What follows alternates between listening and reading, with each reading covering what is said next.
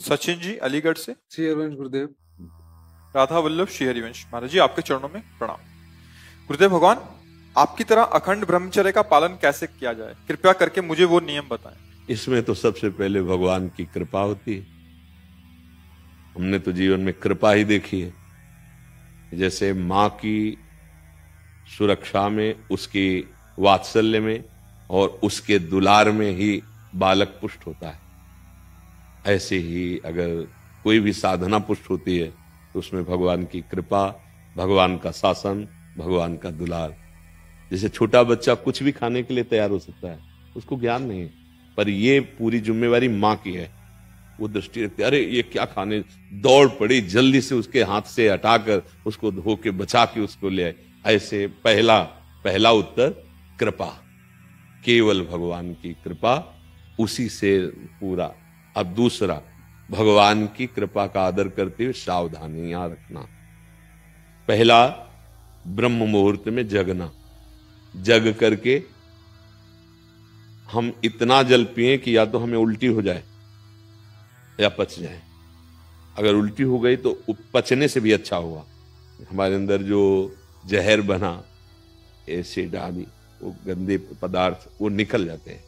ये ब्रह्मचर्य के लिए बहुत आवश्यक, वो शीतलता प्रदान करता है। ब्रह्म मुहूर्त में बिना कुल्ला किए, वो जैसे तांबे के पात्र में 1 लीटर जल रख ले, रात भर रखा रहा, उसे पीजिए, तो वो बहुत आपको उसमें ब्रह्मचर्य में।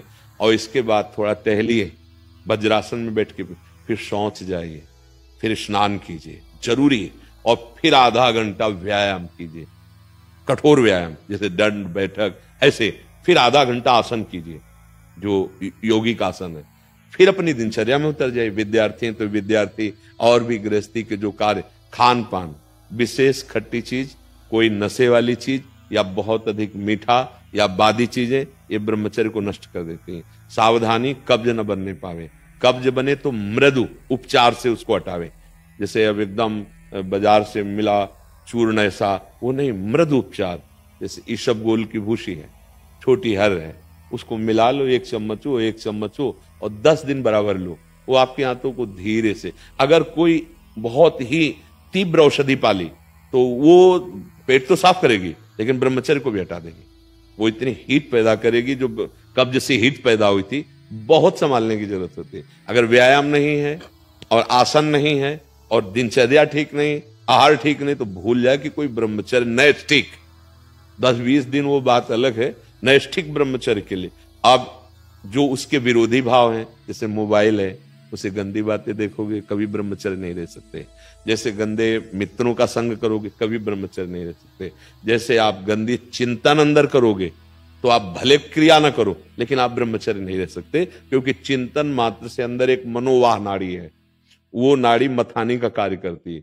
रक्त से मंथन करके वो उस जीवनी शक्ति को बाहर कर देगी, जिसे स्वप्न दोष आदि कहते हैं, वो इस तरह से नष्ट हो जाएगा हमारा चिंतन। तो फिर चिंतन करने के लिए इतनी सामर्थ्य है कि हम तत्व का चिंतन, भगवत, तो हम नाम जप करते हैं, राधा राधा राधा राधा नाम जप करते हैं, पवित्र भोजन पाते हैं, और कभी कोई कुसंग नहीं करते हैं। हमारा लक्ष्य बन जाए कि हम भगवत प्राप्ति करेंगे, तो नैष्ठिक ब्रह्मचर्य रह जाएगा। और रोज इसी बात का केवल ध्यान रखोगे, ब्रह्मचर्य का तो नहीं बन पाएगा, उसको भूलना भी होगा।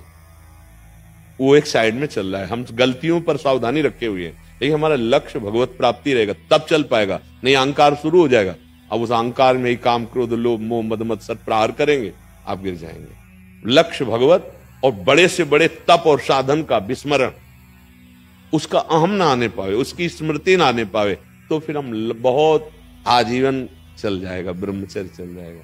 पर ये गृहस्थी में रहकर आजीवन ब्रह्मचर्य रहना थोड़ा कठिन है, क्योंकि उसमें रिश्ते, नातेदार, व्यवहार आदि में जाना, उठना, बैठना, लोक व्यवहार, फिर ब्रह्मचर्य रह पाना बहुत कठिन होता है। जो हम जैसे वातावरण में रहते हैं, जैसा दृश्य देखते हैं, बहुत सावधानी, तब धीरे धीरे धीरे फिर क्या होता है, ब्रह्मचर्य जो वीर शक्ति ऊर्ध्वगामी हो जाती है, वो पचने लगती है।